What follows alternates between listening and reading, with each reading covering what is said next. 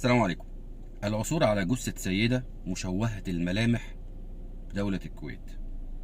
ده الخبر اللي نازل على الوكالات الكويتية النهاردة الصبح.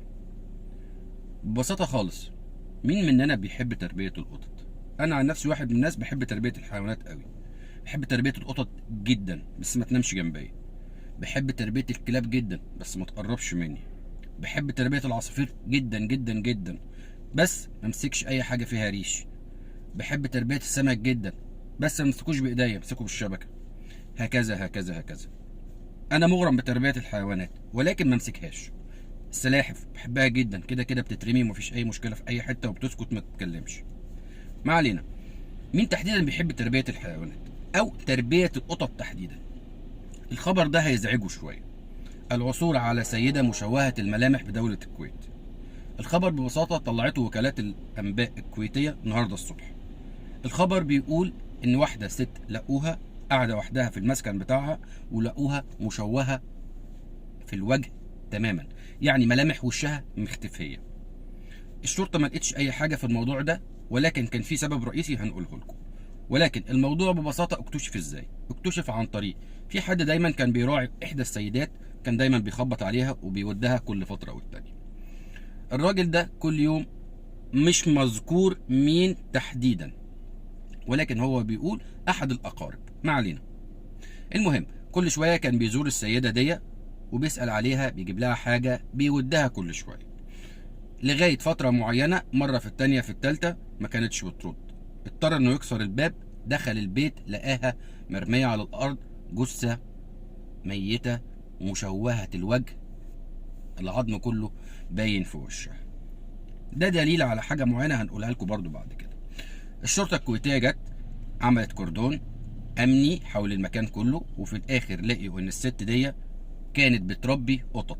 من كتر القطط ما هي كانت في وقت معين جعانه او مش لاقيه ان هي تاكل، بدات ان هي تاكل في وش صاحبها او في وش صاحبتها. ده اللي حصل في الكويت، وحصل تحديدا للست دي ان هي اتقتلت عن طريق القطط اللي هي مربياها.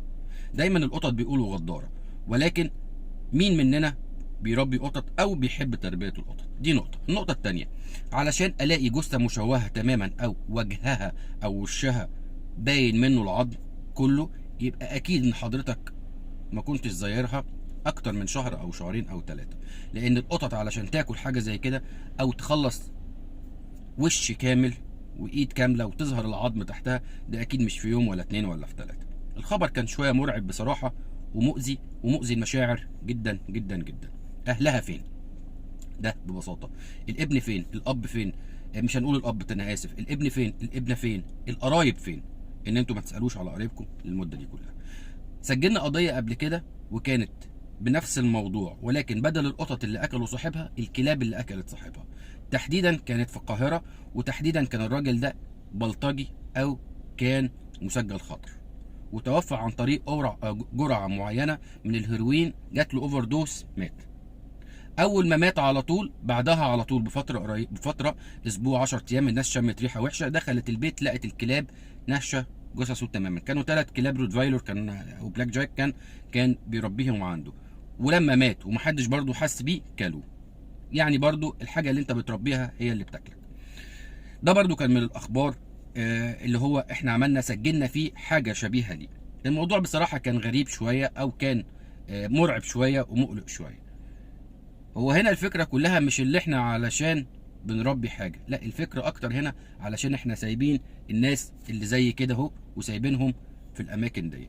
يا ريت تراعوا وتشوفوا الناس دي وتراعوهم وتودوهم، ده عليه اجر كتير من الخير.